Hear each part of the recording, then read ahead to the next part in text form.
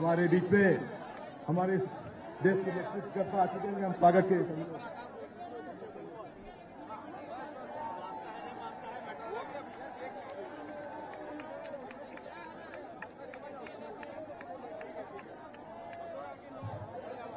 अभी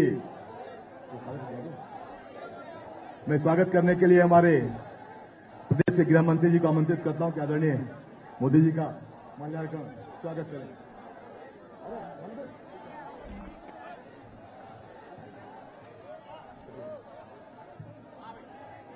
मैं राम विचार जनता जी से भी निवेदन करूंगा तो उनका माल्यार्पण कर स्वागत करें। रघुवंशी से भी निवेदन करूंगा कि उनका माल्यार्पण का स्वागत करें। हमारे बीच में संगठन के माउंटी से निवेदन करूंगा माल्यार्पण कर माननीय मोदी जी का स्वागत करें। रामलाल कोसी जी का भी निवेदन करूंगा कि उनका माल्यार्पण कर स्वागत करें। अरे मुझे भी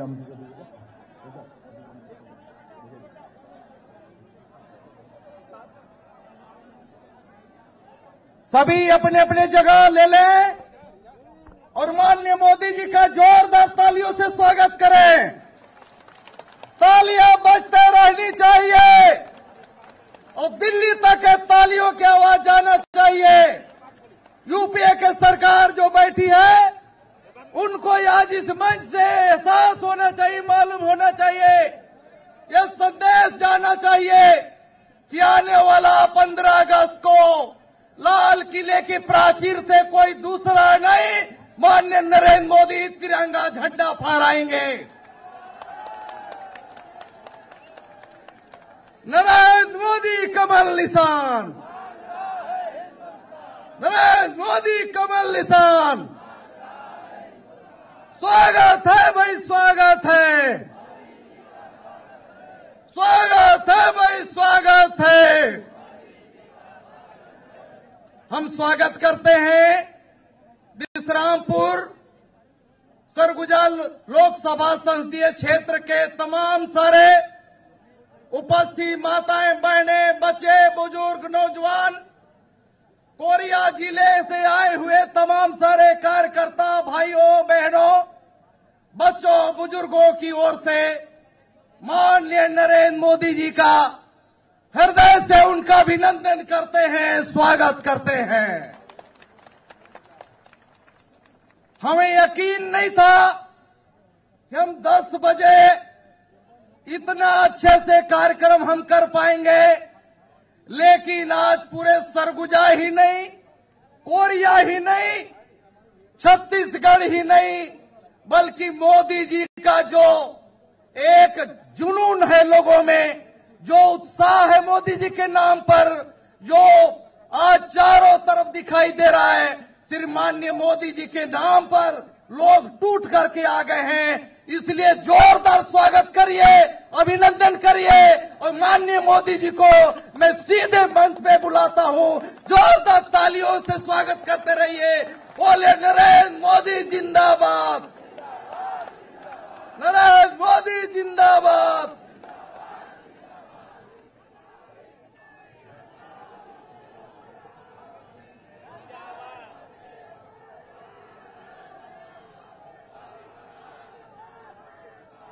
भारत माता की, भारत माता की।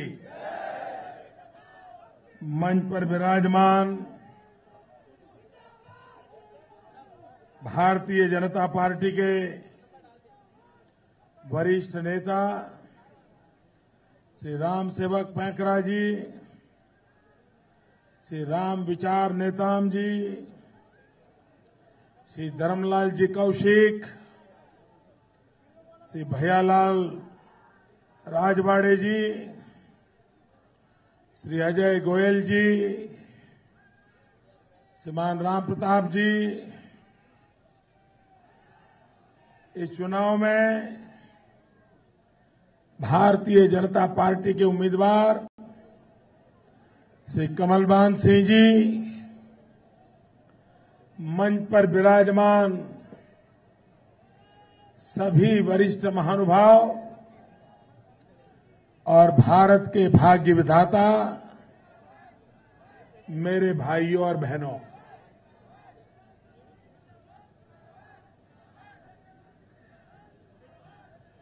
मेरा छत्तीसगढ़ से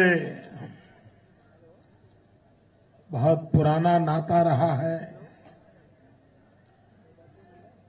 बहुत वर्षों तक आप सबके साथ संगठन कार्य का मुझे सौभाग्य मिला है। लेकिन अब जब मैं इस इलाके में आता हूं तो हमारे जो नींव के पत्थर थे, जिन्होंने जनसंघ के जमाने से इस दल को बनाया था, जिनकी सेवाएं आज भी यहां के जन जन के मन मन में समाई हुई है, ऐसे हमारे वरिष्ठ साथी, हमने दिलीप सिंह जुदेव जी को खो दिया, हमने हमारे सांसद बहुत छोटी आयु में मुरारीलाल जी को खो दिया, हमने हमारे एक जमीनी नेता, सच्चे अर्थ में सेवक, मेरे मित्र भाई रवि त्रिपाठी को खो दिया। एक प्रकार से हमें पिछले दिनों बहुत कष्ट झेलना पड़ा। परमात्मा की क्या कृपा रही, अचानक हमें अपने साथियों को खोना पड़ा। लेकिन भाइयों बहनों, ये भारतीय जनता पार्टी कार्यकर्ताओं की पार्टी है, लोकतांत्रिक प्रक्रिया से चलने वाली पार्टी है, और इसलिए हमने कभी भी इतना बड़ा नुकसान होने के बाद भी जनता की आशा आकांक्षाओं पर कोई प्रश्न चिन्ह नहीं लगने दिया। हमारी और पीढ़ी तैयार हुई, आपकी सेवा में लग गई, और यही हमारी विशेषता है। भाइयों बहनों, ये 2014 का चुनाव यह ऐसा चुनाव है जो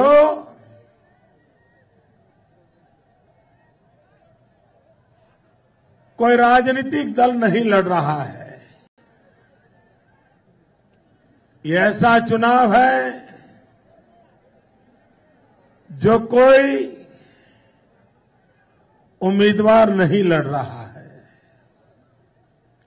ये ऐसा चुनाव है जो देश की जनता जनार्दन लड़ रही है।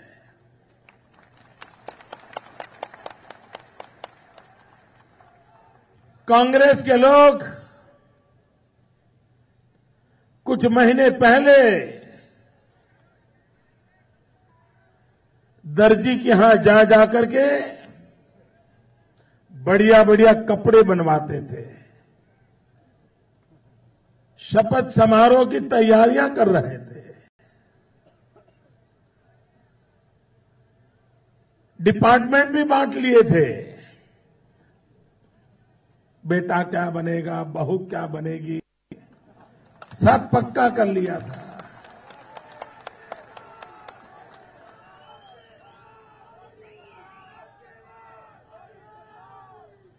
लेकिन छत्तीसगढ़ की जनता ने उनके सिलाए हुए कपड़ों की हराजी करने के लिए उनको मजबूर कर दिया।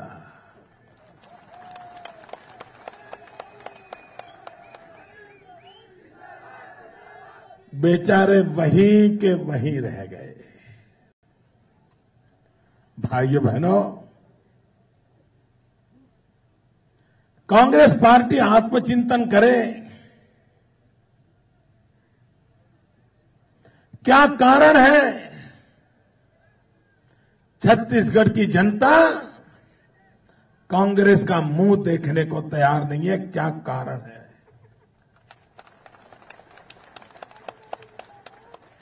भाइयों बहनों,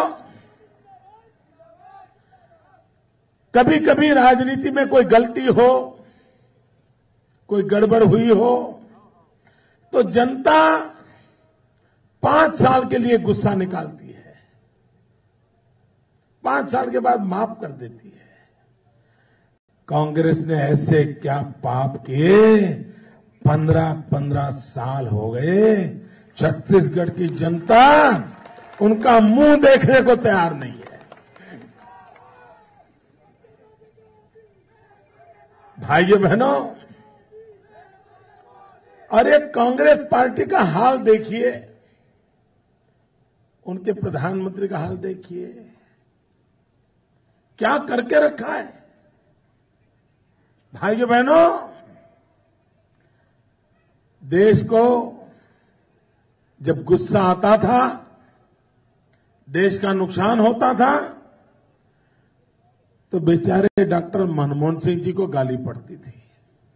सब कोई उनको कोसता था, ये प्रधानमंत्री कुछ करते नहीं, प्रधानमंत्री ऐसे, प्रधानमंत्री वैसे हैं। लेकिन अभी एक किताब आई और प्रधानमंत्री कार्यालय में काम करने वाले व्यक्ति ने किताब लिखी है और उससे पता चला कि दिल्ली में तो मां बेटे की सरकार चल रही है और आपकी सारी बर्बादी का कारण मां बेटे की सरकार है। भाइयों बहनों, अगर छत्तीसगढ़ के मुख्यमंत्री के कार्यालय से अखबार को कोई विज्ञप्ति जारी की जाती है तो क्या आता है कि भाई हमने बिजली के लिए ये काम किया, पानी के लिए ये काम किया, किसानों की भलाई के लिए ये काम किया, नौजवानों के लिए ये किया, यही खबर आती है ना। भाइयों बहनों, पहली बार हमने तो इतने सालों में देखा प्रधानमंत्री कार्यालय को प्रेस कॉन्फ्रेंस करनी पड़ी और प्रेस कॉन्फ्रेंस करके देश को क्या खबर दी? मैं हैरान हूं। खबर ये दी कि प्रधानमंत्री जी 10 साल में 1100 बार बोले थे।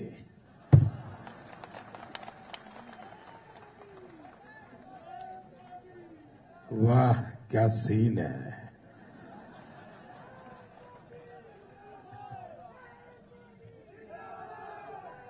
इस देश में 10 साल का प्रधानमंत्री का परफॉर्मेंस ये है कि वो 1100 बार बोले थे।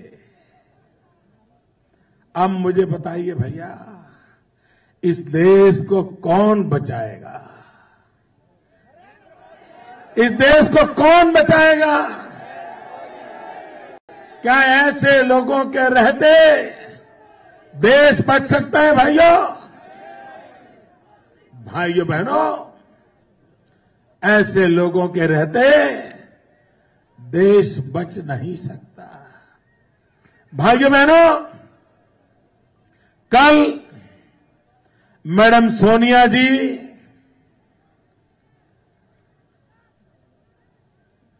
अमेठी गई थी और कल का उनका भाषण सुन के मुझे हैरानी हुई। उन्होंने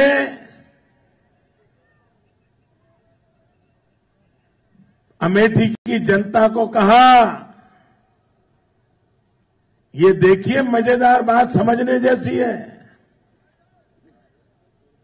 उन्होंने अमेठी की जनता को कहा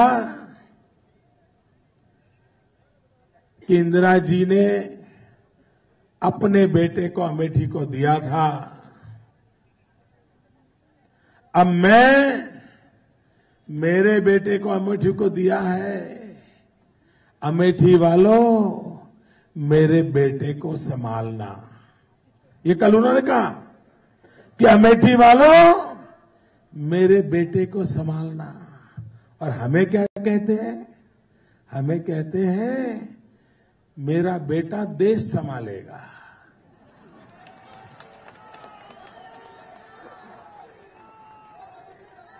उधर तो कहते हैं कि अमेठी वालों, मेरे बेटे को संभालना, और देश को कहते हैं मेरा बेटा देश संभालेगा। भाइयों बहनों, इस बात में कोई तुक है क्या? जो अमेठी की जनता से भीख मांग रहे हैं कि कुछ भी करो, इस बार मेरे बेटे को संभाल लो। जो बेटा अमेठी नहीं संभाल सकता, वो देश को क्या संभालेगा?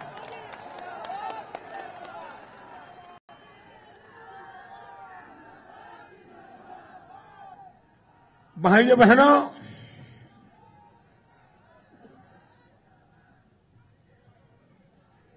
कांग्रेस के उपाध्यक्ष युवराज श्रीमान राहुल जी देश भर में भ्रमण करते हैं। यहां छत्तीसगढ़ में भी आए थे और वो कह रहे थे, महिलाओं के सम्मान की बात बोल रहे थे, महिलाओं की सुरक्षा की बात बोल रहे थे। भाइयों बहनों, सुबह टीवी चालू करो और पहली खबर आती है कि आज दिल्ली में एक बेटी पे बलात्कार हुआ। दूसरे दिन टीवी चालू करो, खबर आती है सामूहिक बलात्कार हुआ। तीसरे दिन खबर आती है कि कोई बेटी की लाश मिली है। ये खबर आती है कि नहीं आती है भैया? जरा जोर से बताओ, आती है कि नहीं आती है? श्रीमान राहुल जी, आप दिल्ली में रहते हो, आपकी सरकार दिल्ली में है, मां बेटे की सरकार वहां चल रही है। जरा देश को इसका तो जवाब दो। आपके नाक के नीचे दिल्ली में जहां आपकी सरकार है, वहां आए दिन हमारी बेटियों पे बलात्कार क्यों हो रहे हैं? क्या कर रही है आपकी सरकार? और आप देश के कोने कोने में जाकर के महिलाओं को गुमराह करने के लिए, वोट बटोरने के लिए महिलाओं के नाम पर घड़ियाली आंसू बहा रहे हो। भाइयों बहनों, मैं आज बड़ी पीड़ादायक बातें आपसे करना चाहता हूं। राजनीति अपनी जगह पे है, लेकिन क्या हमारे देश की 50% माताएं बहनें, उनकी जिंदगी ऐसी आरक्षित होगी? भाइयों बहनों, भारत सरकार का क्राइम अगेंस्ट विमेन ये रिपोर्ट छपता है हर बार, और इस रिपोर्ट का अध्ययन करने से आपको पता चलेगा इस देश में महिलाओं के सम्मान की, महिलाओं की सुरक्षा की चिंता किसको है। भारत सरकार का रिपोर्ट कहता है कि हिंदुस्तान में सबसे अधिक महिलाओं पर अत्याचार करने वाले जो पहले 10 राज्य हैं, उन पहले 10 राज्यों में 7 राज्य कांग्रेस के हैं। जहां मुख्यमंत्री कांग्रेस का है, जहां सरकार कांग्रेस की है, और 3 राज्य जो है वे भी कांग्रेस के साथ के राज्य है।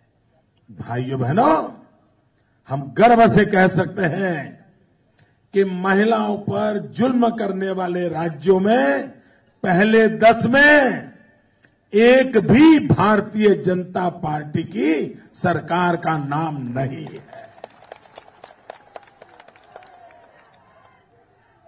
राहुल जी,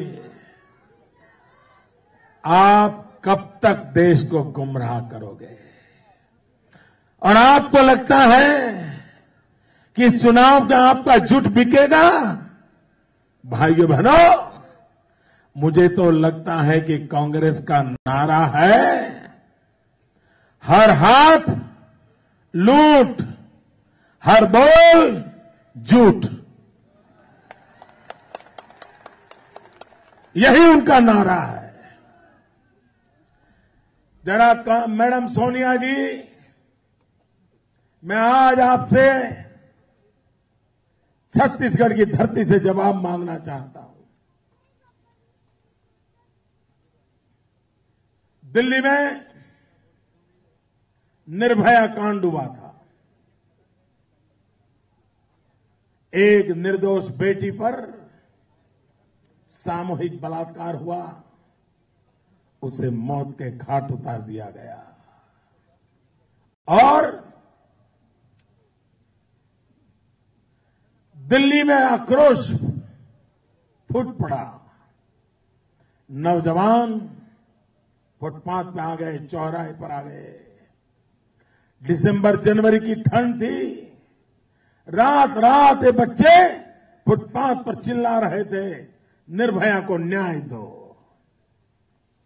दिल्ली सरकार ने उनको सुना नहीं, उन पर पानी की बौछारें चलाई, ठंड में उनको भगाया, निर्भया का मौत हो गया। सारे देश में गुस्सा था।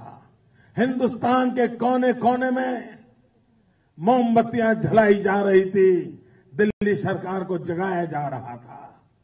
वो आक्रोश के दिन याद करिए भाइयों बहनों। ये आक्रोश को देख करके ये कांग्रेस पार्टी ने डर गई, दिल्ली सरकार डर गई।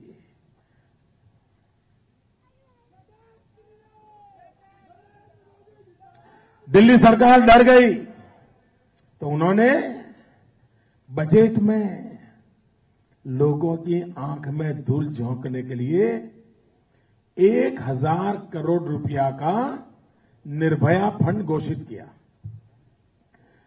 बेटियों की सलामती के लिए, सुरक्षा के लिए, बेटियों के सम्मान के लिए। सारे देश ने बड़ी तारीफ की। अखबार वालों ने बहुत लिखा, टीवी वालों ने दिखाया कि सोनिया जी ने बहुत अच्छा काम किया। लेकिन भाइयों बहनों, आपको जान करके दुख होगा, इससे बड़ी कोई मजाक नहीं हो सकती, इससे बड़ी हमारी माताओं बहनों पर कोई क्रूरता नहीं हो सकती। 1 साल बीत गया, 1000 करोड़ रुपया बजट में डाले थे, निर्भया फंड के नाम से डाले थे, लेकिन 1 साल में 1 रुपया भी खर्च नहीं किया। डूब मरो कांग्रेस के लोगों, डूब मरो। ये जनता की आंख में धूल झोंकना बंद करो। इससे आगे ये कितने संवेदनाहीन है, कितनी बेशर्मी है, कितनी निर्लज्जता है। साल भर में 1 रुपया तो खर्च नहीं किया। अभी जब इंटरिम बजट दिया, फिर वही पाप किया। ये जनता को अपनी जेब में मानते हैं, टेकन फॉर ग्रांटेड मानते हैं। फिर उन्होंने फिर इस इंटरिम बजट में निर्भया फंड के लिए 1000 करोड़ रुपया घोषित कर दिया। भाइयों बहनों, ये कागजी कारोबार चलाने वालों पे क्या आप भरोसा करोगे? माताएं बहनें, आप उन पे भरोसा करोगे? क्या इनके भरोसे देश की माताएं बहनें सुरक्षित रह सकती है? और इसलिए मैं कहना चाहता हूं, राहुल जी, ये बड़े उपदेश देना बंद करो। सरकार आपकी है, मां बेटे की सरकार है, और आप भाषण ऐसे कर रहे हो जैसे आप तो सीधे सीधे चंद्रमा पर से आए हो। यानी जैसे दिल्ली सरकार के पापों से आपका कोई लेना देना ही नहीं। आप मुझे बताइए भाइयों बहनों, दिल्ली सरकार ने अपने काम का हिसाब देना चाहिए कि नहीं देना चाहिए? जरा पूरी ताकत से बताइए, हिसाब देना चाहिए कि नहीं देना चाहिए? पाई पाई का हिसाब देना चाहिए? पल पल का हिसाब देना चाहिए? हिसाब देने को तैयार नहीं। इन्होंने कहा था 100 दिन में महंगाई कम करेंगे। महंगाई कम हुई भाई? जरा बोलो ना, कम की हुई? कोई तो बोलो। ये क्या झूठ बोल रहे हैं जी? भाइयों बहनों, ये कांग्रेस की जिम्मेवारी है कि देश को बताएं 10 साल में उन्होंने क्या किया, क्यों किया, किसके लिए किया, कब कब किया, किस किसने किया, कैसे कैसे किया। जरा बताओ, रात में किया कि दिन में किया? और जो किया वो हिंदुस्तान में रखा कि बाहर रखा, ये भी बता दो।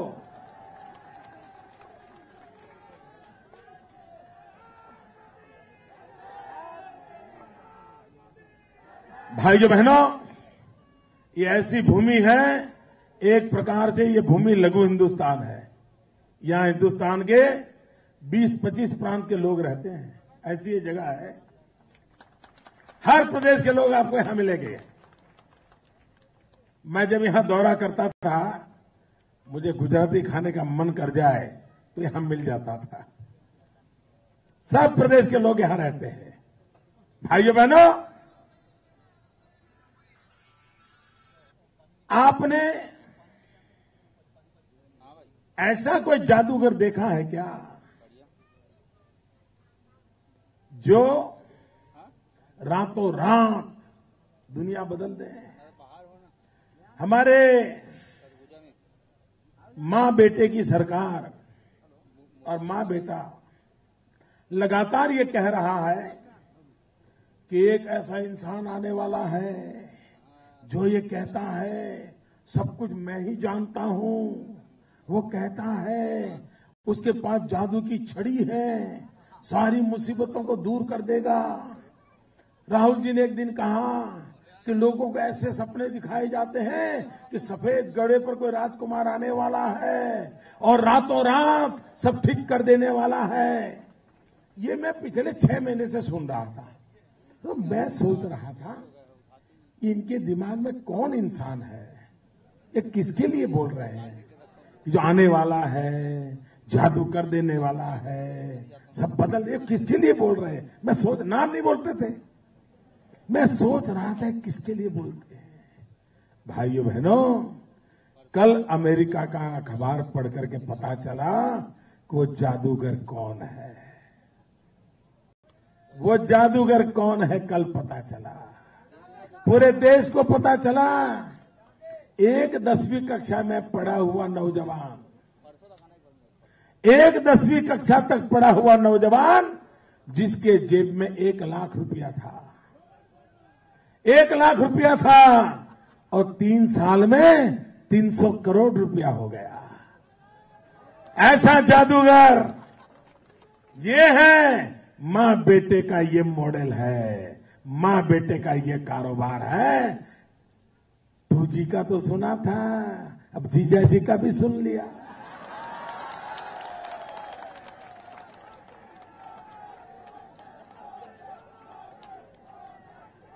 है भाई, यहां पर कोई है जो 1 लाख का 10 लाख बना पाए? कोई है भाई? 1 लाख का 10 लाख भी बना पाओगे? ये मां बेटे का जादू देखो, मां बेटे का जादू देखो, मां बेटे का जादू देखो। 1 लाख का 300 करोड़ कर देते हैं। क्या इनके भरोसे देश देना है क्या? क्या इनके भरोसे देश देना है क्या? भाइयों बहनों, बहुत लूट चुका है देश। देश बहुत लूट चुका है। अब देश लूटने नहीं देंगे। अब ये देश टूटने नहीं देंगे। भाइयों बहनों, देश अब जग चुका है। भाइयों बहनों, मैं माओवादियों से भी बार बार कहता हूं, आप तय कीजिए, मौत से जिंदगी बदलेगी या वोट से जिंदगी बदलेगी, रास्ता चुन लीजिए। मौत से न मरने वाले की जिंदगी बदलेगी, मौत से न मारने वाले की जिंदगी बदलेगी, लेकिन वोट से वोट करने वाले की भी जिंदगी बदलेगी और वोट से देश की भी जिंदगी बदलेगी। भाइयों बहनों, बम, बंदूक और पिस्तौल दुनिया बदल नहीं सकती है। एक हल की ताकत होती है जो धरती को हरी भरी कर सकती है। बम बंदूक धरती को लाल कर सकते हैं, लेकिन एक किसान का हल इस धरती को हरियाली कर सकता है। और इसलिए मेरे भाइयों बहनों, आइए हम मिलकर के ये हमारी धरती को हरी भरी करें। हम मिलकर के लहू के रंग से इस धरती को न रंगे। निर्दोषों की मौत हमारी जिंदगी को कभी बना नहीं सकते। और इसलिए मेरे नौजवानों से भी भरोसा देता हूं, आइए हम मिल बैठ करके अपने देश के भाग्य को बदले, नौजवानों के भविष्य को बदले, रोजगार के अवसर उपलब्ध कराएं, विकास की नई ऊंचाइयों पर देश को ले जाएं। और भाइयों बहनों, ये चुनाव ऐसा है जिसमें देश विकास चाहता है। देश तोड़ने वाली राजनीति से तंग आ चुका है। देश को जोड़ने वाली राजनीति में विश्वास पैदा हुआ है। देश को टुकड़े फेंकने वाली राजनीति नहीं चाहिए। देश को नक्कर विकास की धरातल चाहिए। और इसलिए मैं भाइयों बहनों आज आया हूं। और हमारे उम्मीदवार के तो नाम में ही कमल लिखा हुआ है। मेरे उम्मीदवार के तो नाम में ही कमल लिखा हुआ है। और इसलिए भाइयों बहनों, कमल पे बटन दबा करके भारतीय जनता पार्टी को विजयी बनाइए। आपके दिमाग में कमल है, आपकी जुबा पे कमल है, आपके दिल में कमल है, ये महिलाओं के हाथ में भी कमल है। लेकिन अब उंगली पर भी कमल आना चाहिए। चुनाव के दिन 24 तारीख को पोलिंग बूथ पे जाकर के मशीन पे उंगली से कमल दबाइए, भाजपा को विजयी बनाइए। भारत माता की, भारत माता की। बोले नरेंद्र मोदी जिंदाबाद, नरेंद्र मोदी जिंदाबाद, नरेंद्र मोदी कमल निशान, नरेंद्र मोदी कमल निशान। आप सबों का बहुत बहुत धन्यवाद। जिस बड़ी संख्या में विश्राम का इसने इतिहास बदल दिया, ऐसा नेता आज हमारे बीच में आया और इस सनी देव के ग्राउंड पर अयप्पा के शरण पर आया और आज पूरा सरगुजा मोदी में हो गया और पूरा सरगुजा जो है कमलमय हो गया। इसलिए बंधुओं, आज जो आए हुए सारे अतिथियों का, सारे नेताओं का, सारे कार्यकर्ताओं का, सारे मतदाताओं का मैं अभिनंदन करता हूं कि जिस आप कड़ी धूप में और सुबह सुबह से जिन लोगों ने 4 बजे से अपनी यात्रा प्रारंभ की और आज जाके यहां से बड़ी संख्या में, जो मैं सोचता हूं कि इस विश्रामपुर के इतिहास में इतनी बड़ी संख्या देखने को नहीं मिली होगी, इतनी बड़ी संख्या यहां कभी आई नहीं होगी। किसी नेता ने इस प्रकार की बड़ी सभा नहीं हुई होगी। इस बड़ी संख्या में जो आया है, आप जो लोग आके उपस्थित रखे ही और भारतीय जनता पार्टी के प्रति आपने जो अपना विश्वास व्यक्त किया, जो आपने नरेंद्र मोदी जी के प्रति आस्था व्यक्त की, ये निश्चित तौर से ये दर्शाता है कि सरगुजा का लोकसभा क्षेत्र भारतीय जनता पार्टी के नाम पर है। छत्तीसगढ़ में 11 की 11 सीट आपके नाम पर हैं, इसलिए पूरा का पूरा क्षेत्र कमलमय है। इसे कमलमय बनाने के लिए आज श्रद्धेय नरेंद्र मोदी जी हमारे बीच में आए, इतनी लंबी यात्रा करके नरेंद्र जी आए और इतनी लंबी यात्रा करके आप सब भी आए। मैं जानता हूं कि लगातार जिस प्रकार से मतदाताओं में उत्साह था, ये उत्साह निश्चित तौर से सरगुजा की माटी में फिर से सुगंध पैदा करना चाहता है, जो कमल की सुगंध को हमेशा आगे बढ़ाता रहा है। ये कमल की सुगंध सरगुजा की समृद्धि का निशान है। दोस्तों, आप इतनी बड़ी संख्या में आए, उसको मैं पुनः बहुत सारा आभार और धन्यवाद व्यक्त करते हुए अपनी सभी वाणी को समाप्त करता हूं और आप सबों से बहुत धन्यवाद देते हुए सभी मैं आज कार्यकर्ताओं से, नेताओं से, पुलिस प्रशासन से, हमारे जितने